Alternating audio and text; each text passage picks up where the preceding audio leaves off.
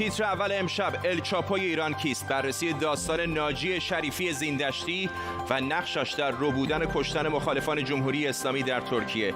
اطلاعاتی اختصاصی امشب در زیر ذره‌بین.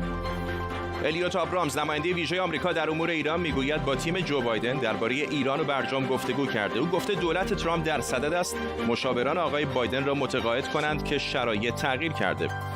و ادامه واکنش‌ها به اعدام روح الله زم. محمد خاتمی، رئیس جمهوری سابق ایران، گفته قوه قضاییه از صدور احکامی که بر رنج ملت می‌افزاید بپرهیزد. همزمان 126 فعال سیاسی و اجتماعی و حقوق بشری در ایران هم نامه‌ای سرگشاده نوشتند. به تیتر اول خوش آمدید.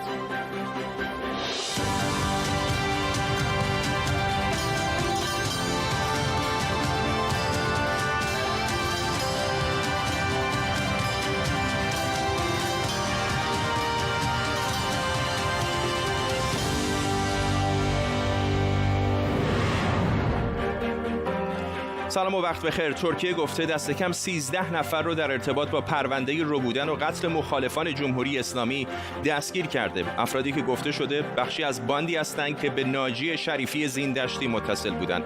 منابع آگاه به تیتر اول گفتن که آقای زیندشتی در ایران ولی مخفیانه زندگی میکنه. ناجی زیندشتی کیه؟ امشب مسیری که اون رو از یک زندانی فراری به یکی از متنفذترین قاچاقچیان مواد مخدر تبدیل کرد دنبال میکنیم و ادعاهای مربوط به نقش او در عملیات سرویس‌های اطلاعاتی ایران در ترکیه رو هم بررسی می‌کنیم. در طول برنامه گروهی از کارشناسان و خبرنگاران ما رو همراهی خواهند کرد، اما قبل از اینکه با مهمانان برنامه صحبت بکنیم، همین اول برنامه الچاپو ایران، مردی که گفته میشه سرکرده شبکه 13 نفریه که در ترکیه دستگیر شدن، رو زیر ذره‌بین ببریم. ناجی شریفی زیندشتی.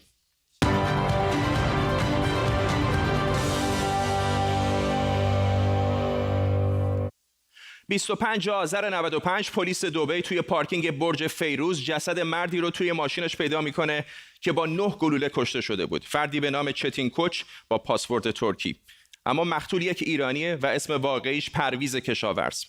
قاتل‌ها که پاسپورت کانادایی داشتن بعد از کشتن پرویز بلافاصله میرن فرودگاه و به کانادا فرار میکنن. پلیس دبی اما چند روز بعد اونها رو شناسایی میکنه و به کانادا هم اطلاع میده، اما قبل از دستگیری اونها در کانادا هر دوشون به قتل میرسن. اما پرویز کیه و چرا به دستور و چطور و به دستور چه کسی کشته شده؟ پیگیری این داستان ما رو میرسونه به یه اسم دیگه که میگن با وزارت اطلاعات ایران برای عملیات علیه مخالفان جمهوری اسلامی همدست بوده. ناجی شریفی زیندشتی.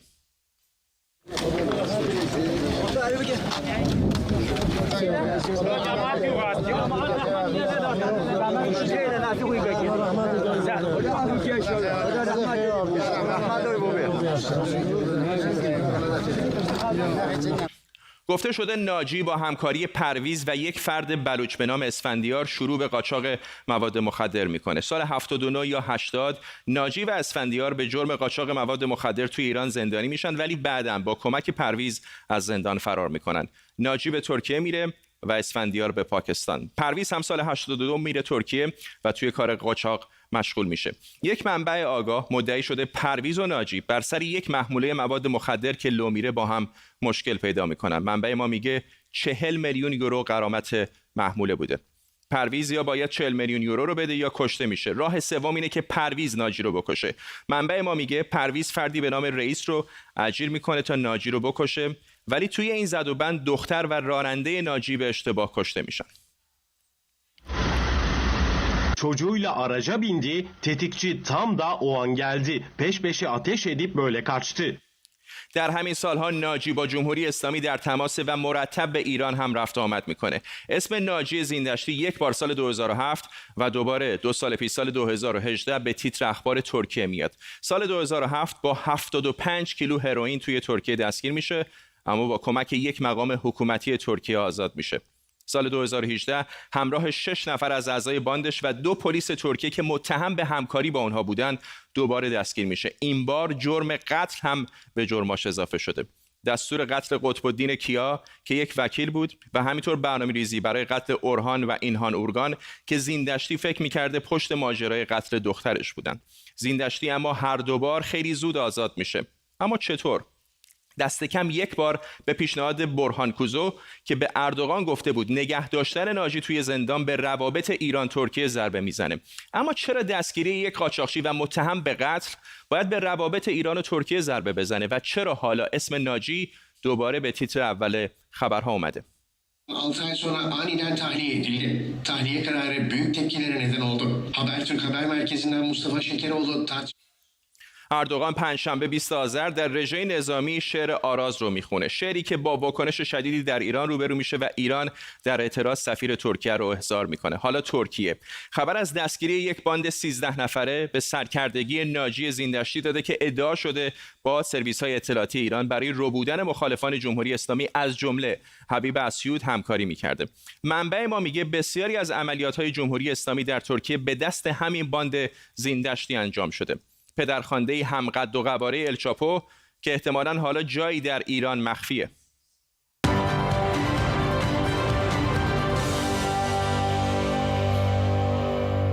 قبل از برنامه با تیمور سویکان نویسنده ترک گفتگویی کردم که کتاب جدیدش با عنوان نبرد بارونها درباره فعالیت باندهای قاچاق مواد مخدر و زیندشتی و تحقیقات مفصلی هم در این باره انجام داده. از آقای سویکان درباره ناجی زیندشتی و فعالیت‌هاش در ترکیه پرسیدم. وقتی 2 ساله بوده پدر و عموهاش تو ایران اعدام شدن.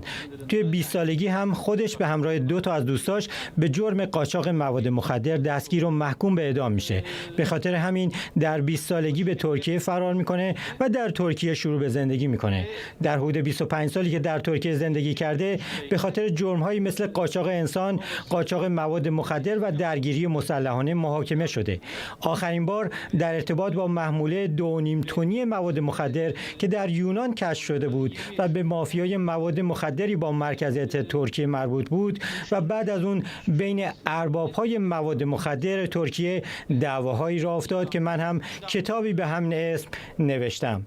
زیندشتی در راستای همین دعواهای بین مافیایی در خیلی از زمینه‌ها به عنوان متهم محاکمه شد.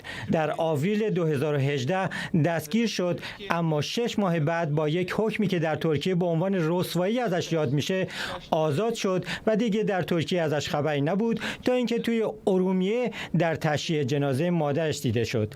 در آوریل 2018 یکی از اتهاماتش ارتباط با قتل فردی به نام حاجی پرویز در دبی بود. یکی دیگرش هم قتل سعید کریمیان صاحب تلویزیون جم بود. برای همینه که آزادیش رسوایی حساب شد. دلیلش هم شایعاتی بود در خصوص فشار وارد شدن به قاضی پرونده از طرف فردی به نام برهان کوزو که در اون زمان مشاور امور حقوقی رئیس جمهور ترکیه بود. تیمور سویکان بود، نویسنده کتاب نبرد بارونها. اینم بعد اشاره بکنم که ما تلاش کردیم با آقای زیندشتی صحبت بکنیم اما هنوز موفق به پیدا کردن او نشدیم. نیلی نیکفر خبرنگار ما از استانبول به ما پیوسته. لیلی، این پازل داره آروم آروم کامل میشه اما هنوز نکات بسیار زیادی است که نمیدونیم. در همین مصاحبه‌ای که شنیدیم خب این مصاحبه طولانی تر بود که وقت نشد همش پخش بشه، اما من یه قسمتی رو هم اشاره کنم که در واقع به این اشاره کرد آقای سویکان که این صحبت‌هایی که اخیراً انجام میشه، این که ترکیه به خاطر تنش‌های اخیری که با ایران داشت در هفته‌های گذشته این عملیات رو به قول معروف لو داد به صورت غیر مستقیم به رسانه‌های خارجی. اینو اشاره کرد که خب روابط ترکیه و ایران دچار یک تنش‌هایی شده بود، اما به هر حال این اولین بار نیستش که ایران نیروهای امنیتیش در ترکیه عملیات چنین خرابکارانه انجام میدن و هر کشور دیگه‌ای هم باشه ناراحت میشه. الان ترکیه در واقع از این فرصت استفاده کرد که یک بار دیگه هشدار بده. اونطور که ایشون گفتن ترکیه در زمان قتل سعید کریمیان و بعدها در سال گذشته قتل مسعود مولوی هم به صورت غیر مستقیم در واقع این اطلاعات رو به عنوان هشداری به ایران در اختیار رسانه‌های خارجی گذاشته بود. اما من میخوام به یه چیز دیگه هم اشاره کنم. فردا یکی از وبسایت‌های خبری سربستیت یک پازل‌های دیگری هم از این پرونده برداشته. از این کسانی که دستگیر شدن 5 نفرشون در شهر وان، 5 نفرشون در استانبول و 3 نفرشون در آنکارا بودن. از طریق دوربین‌های مداربسته در یک فروشگاهی شناسایی شدن که در حال خرید بست‌های پلاستیکی بودن که به عنوان دستبند و پابند برای ربوده شدن آقای چرب ازش استفاده شد. لیلی نیکفر در استانبول، ممنونم از تو. الیوت آبرامز، نماینده ویژه وزارت خارجه آمریکا در امور ایران و ونزوئلا، گفته توافق هسته‌ای توافقی بسیار معیوبه و در شرایط فعلی اصلا کارایی هم نداره. امروز صبح هم نشستی مجازی با حضور آقای آبرامز و مارک والاس، مدیرعامل اتحاد علیه ایران هسته‌ای، با موضوع برنامه هسته ایران برگزار شد. در این جلسه الیوت آبرامز تاکید کرده که الان بهترین زمان برای آمریکاست که بتونه به یک توافق بهتر با ایران برسه و اضافه کرده که برداشتن تحریم‌ها به نفع ایالات متحده نیست. سمیرا قرایی، همکارم از واشنگتن دی سی، به ما پیوسته. سمیرا، چه گفته شده در این گفتگوها بین مقامات دولت فعلی و دولتی که قرار 20 ژانویه بیاد سر کار؟ نشستی که صبح سه‌شنبه برگزار شد توسط مؤسسه اتحاد علیه ایران هسته‌ای، در واقع درس‌هایی بود که وزارت خارجه فعلی آمریکا گرفته و میتونه در اختیار وزارت خارجه آتی آمریکا قرار بده. شاید بشه 3 نکته رو اشاره کرد در صحبت‌های آقای آبرامز بهشون. 3 نکته مهم. یک، مسئله تحریم‌هاست. آقای آبرامز میگه که دولت بایدن باید از مسئله تحریم‌ها به عنوان ابزار فشار استفاده بکنه، نباید تحریم ها رو حذف بکنه و این تحریم ها اجازه میده که آمریکا در مذاکرات با ایران دست بالا رو داشته باشه و باید به این شکل دولت بایدن به تحریم ها نگاه بکنه. نکته دوم مطرح شده مسئله متحدان منطقه‌ای آمریکا هست و این که بسیار مهم هست در هر توافقی که آقای بایدن بخواد انجام بده با جمهوری اسلامی ایران نظر متحدان منطقه‌ای رو بپرسه.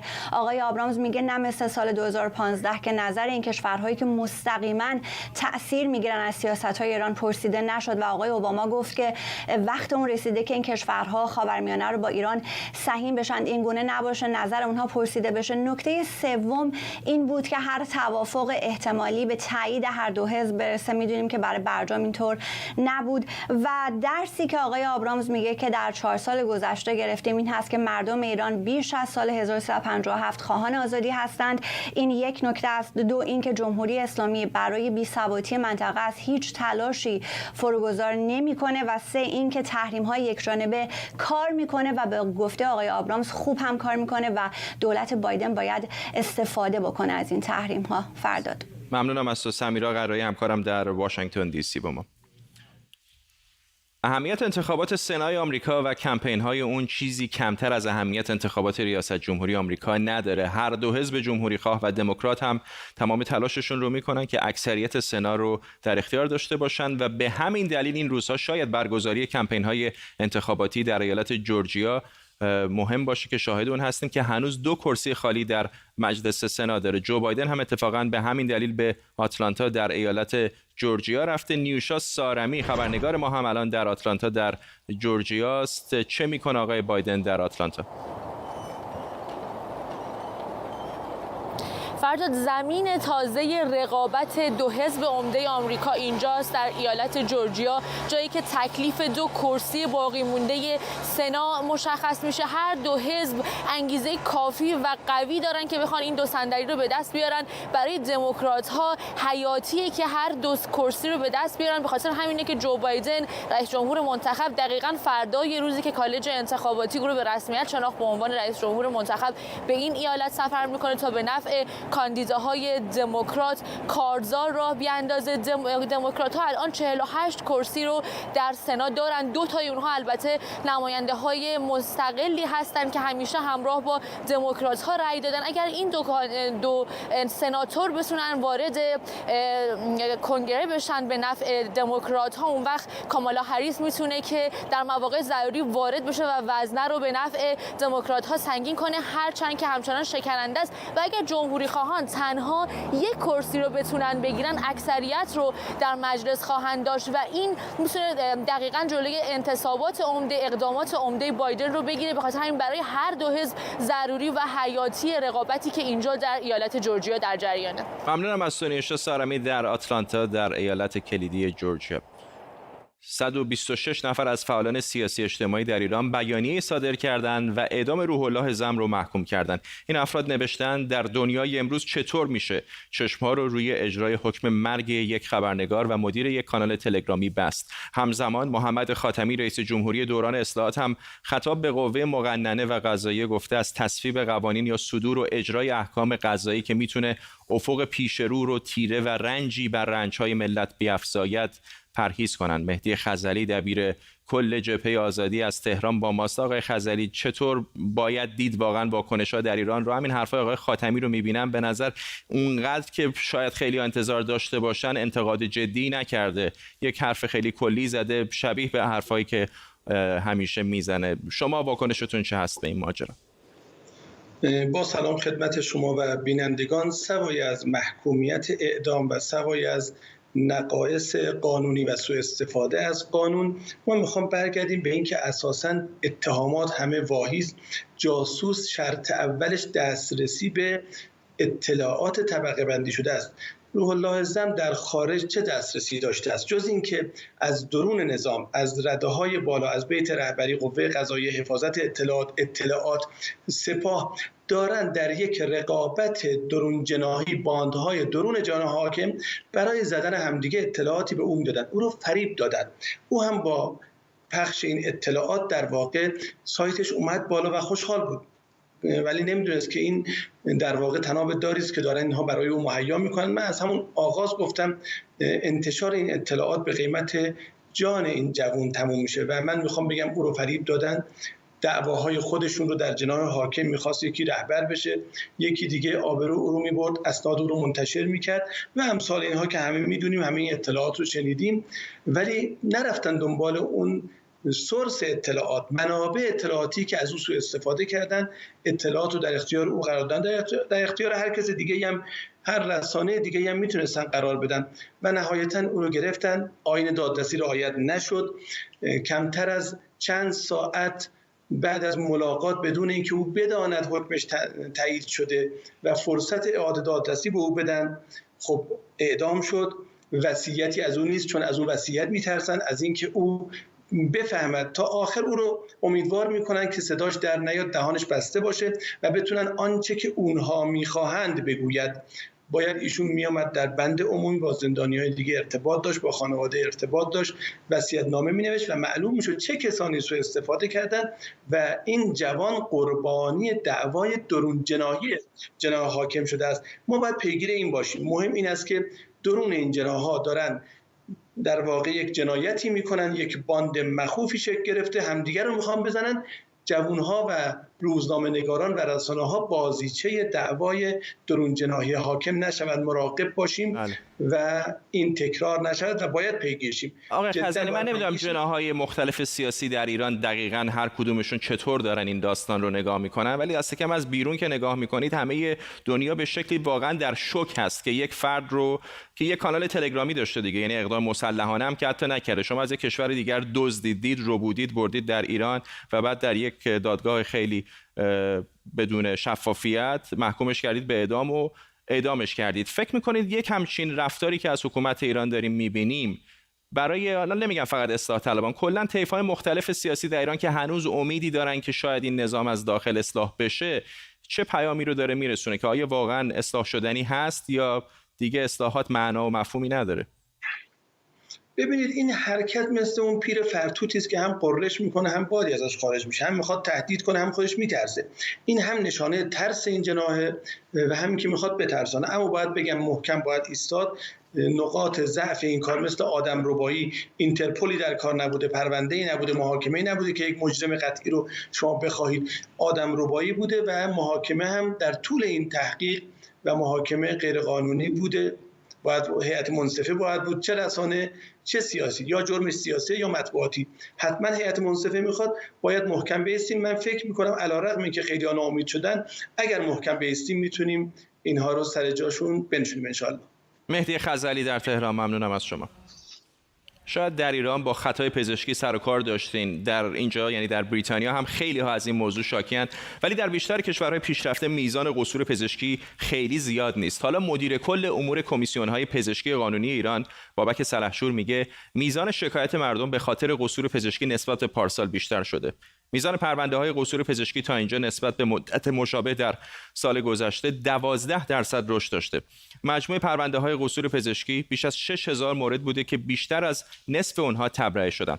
بیشترین محکومیت‌ها در این زمینه‌ها بوده: جراحی عمومی، پزشکی زنان و جراحی پلاستیک. خیلی از مردم با خطا و قصور پزشکی روبرو میشن، ولی شاید وقتی این موضوع به رسانه‌ها کشیده میشه که پای افراد شناخته شده تر به میان میاد. متاسفم که هنوز نمیتونم حرکت بکنم و به جایی که تو استخوان کاربردش همین توی عضلات و این غلط‌ترین شاید عملی که اتفاق. البته احتمالاً یادتون میاد که پرونده شکایت درباره قصور پزشکی در مورد عباس کیارستمی، کارگردان مشهور ایرانی، هم سرانجام با حکمی سبک روبرو شد. اما شکایت از پزشکان، پرستاران و ماماها در 7 ماهه اول سال هم به نسبت قبل افزایش داشته و در این مدت بیش از 10,000 شکایت ثبت شده. در ایران آمار دقیقی از میزان مرگ بر اثر خطای پزشکی وجود نداره، ولی تا قبل از بحران شیوع کرونا برآورد شده بود که روزانه دسته کم 8 نفر به همین دلیل جانشون رو از دست میدن. مظفر حسامی، پزشک از استکهلم، سوئد با ماست. آقای حسامی، در کشورهای مختلف هم می‌بینیم، یعنی اینجا در بریتانیا هم این اتفاق پیش میاد، شرکت‌های بیمه، شرکت‌هایی که میرن دنبال این نوع ادعاها زیاد هم هستن. اما میخوام ازتون بپرسم که وقتی مقایسه می‌کنیم جایی رو مثل ایران با مابقی دنیا، چقدر این خطاهای پزشکی بیشتر به چشم میاد؟ بله، سلام به شما و بینندگان عزیز و از تشکر میکنم از اینکه به من این فرصت رو دادید. ببین، همونجوری که خودتون صحبت کردید، این آمار رو شما میتونید با ذره‌بین‌های مختلف و دوربین‌های مختلف نگاه کنید. از یک طرف این مشکل رو داریم که نمیشه از این چشم پوشی کرد که ربط مستقیمی هست بین بهداشت یک جامعه و بین حکومت و دلسوزی که روی این جمعیت و ملت هست. و شما همیشه تو تاریخ میبینید که یکی از شاخصهای سلامتی و بهداشت یک جامعه اون سیستم حکومتی هست که تسلط داره روی این جامعه و خیلی مثالهای بسیار هست در مثالهای تاریخی که کلن حکومت‌هایی که با پایه استبداد شکل گرفتن معمولاً بسیار سخت، تناقض داره با اون نقض با مغز و درون کار بهداشتی و دلسوزی برای مردم و این رو بارها تاریخ نشون داده. در مورد آماری که شما گفتید، خیلی آمار دست هست. از همون سال 2015 هم سازمان بهداشت جهانی آمار بسیاری در دست انداخت و این رقمایی که شما دارید میفرمایید چیزایی نیست که غیر انتظار باشه، برای اینکه مثل بسیاری قشرهای دیگه جامعه، قشر پزشکی و پزشکان و پرستاران و ماماها هم پایبند قانونهای عمومی جامعه هستن، پایبند قانونهای خیلی مخصوص قشر خودشون. و یکی از نکته‌های خیلی مهم قضیه بهداشت چیزی هست که توی بسیاری از زبون‌ها و فرهنگ‌ها بهش میگن شرف و وجدان و این ارزش‌ها رو شما بایستی در نظر بگیرید در یک ابعادی خود بزرگتر در هر جامعه. سپاسگزارم از شما دکتر مظفر حسامی از استکهلم، سوئد با ما. سطح 3 محدودیت‌های کرونا از صبح روز چهارشنبه اینجا در شهر لندن اجرایی میشه. وزیر بهداشت بریتانیا گفته شیوع ویروس کرونا در هفته پیش در لندن سیر صعودی داشته. سطح 3 محدودیت‌های کرونا شامل سخت‌ترین محدودیت‌ها از جمله بستن رستوران‌ها، بارها و کافه ها میشه. بهاره خدابنده از محله سوهو در مرکز لندن با ماست. بهاره، این آخرین شبی هستش که میتونن مردم به کافه ها بیان، فضا اونجا چطوریه؟ دقیقاً فرداد امشب به ساعت 12 شب که برسیم رستوران ها و پاب ها و کافه ها درهای خودشون رو باید ببندن. لندن وارد درجه 3 محدودیت ها میشه که بالاترین درجه‌ایه که در واقع دولت بریتانیا در نظر گرفته. مت هنکاک وزیر بهداشت بریتانیا دیروز توی سخنرانی خودش گفت این دلیلش این هست که تعداد مبتلایان در طی روز در 2 هفته گذشته حدود 14% بالا رفته. من فقط برای اینکه آخرین آمار رو داشته باشیم، این عددهایی که همین نیم ساعت پیش دولت بریتانیا اعلام کرده، 504 نفر در 24 ساعت گذشته فقط جون خودشون رو به خاطر ویروس کرونا از دست دادن و 18,000 نفر توی همین 24 ساعت از دیروز تا حالا به تعداد مبتلایان اضافه تر شدن. بنابراین این دلیل تصمیمی است که گرفته دولت بریتانیا که لندن و جنوب شرقی بریتانیا اغلب کیس های تازه، موردهای تازه را داشتن. بنابراین رستوران هایی که پشت سر من داریم میبینی از امشب مجبورن که درهای خودشون رو ببندن و اغلبشون بسیار ناراضی هستن از این موضوع، به خاطر اینکه طی این مدت 660,000 شغل در صنعت توریسم از بین رفته، یعنی 1/5 این صنعت از دست رفته که برای محله های اینطوری محله سوهو که در واقع قلب توریسم لندن ضربه سنگینی خواهد بود. بهاره خدابنده در محله سوهو مرکز لندن، ممنونم از تو. به این ترتیب ما میرسیم به پایان تیتر اول امشب. کمی دیرتر میتونید این برنامه رو در یوتیوب هم دنبال کنید. تا برنامه بعدی، بدرود.